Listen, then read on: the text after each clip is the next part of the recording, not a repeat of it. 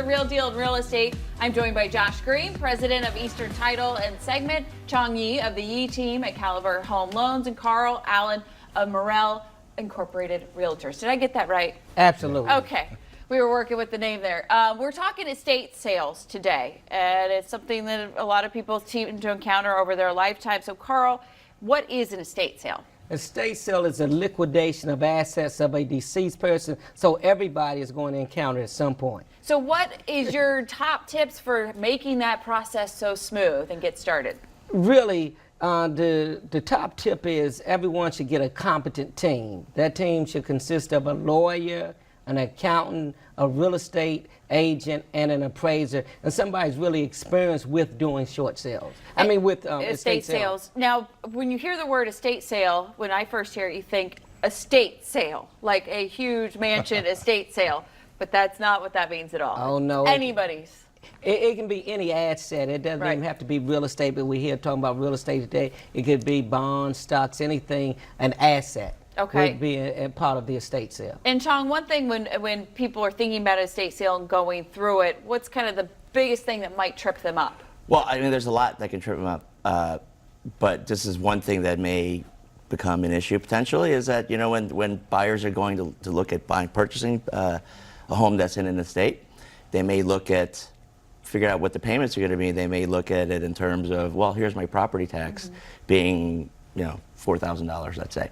What they don't realize is that, you know, the person that owned that home may have been in the home for 50 years and was protected from a tax shield, a tax credit, or I'm sorry, a limitation as what the tax, how much you can grow per year.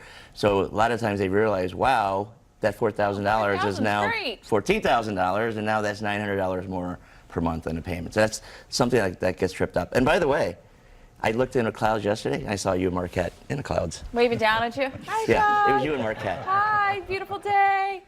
Oh, goodness. If you see us in the clouds, you might, I don't know. I want to go talk to somebody about that. Just kidding.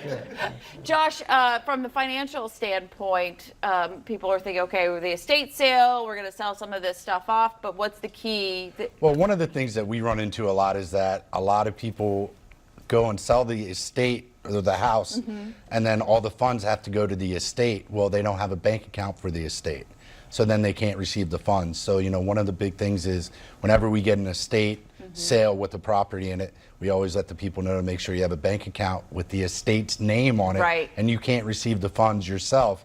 Otherwise, we have to hold the funds until you can open that account. So somebody's expecting to get it, and then it's like, where's my money? Why can't you just send it to me? Right. And we can't. You can't do it. Carl, what are some other tips for people that are looking at the estate sale, and just in terms of, you talked about having the team, which is very important, but as the process continues on? One of the initial problems that a lot of people run into is that estate sales, the property is being sold as is. Okay. And a lot of times estates don't have the cash to do any fix-up to the property, so that requires a special type of financing that will allow somebody to have money to purchase the property and also to fix it up. And, you know, somebody may have lived in a property for 20 years, so they have a lot of stuff in there that needs to be taken out of their property. So sometimes that's very costly to get done. So you have to work through all those things. And sometimes you battle the property with a lot of what I call gifts. Those are things that they couldn't get rid of, and they want you to take care of it.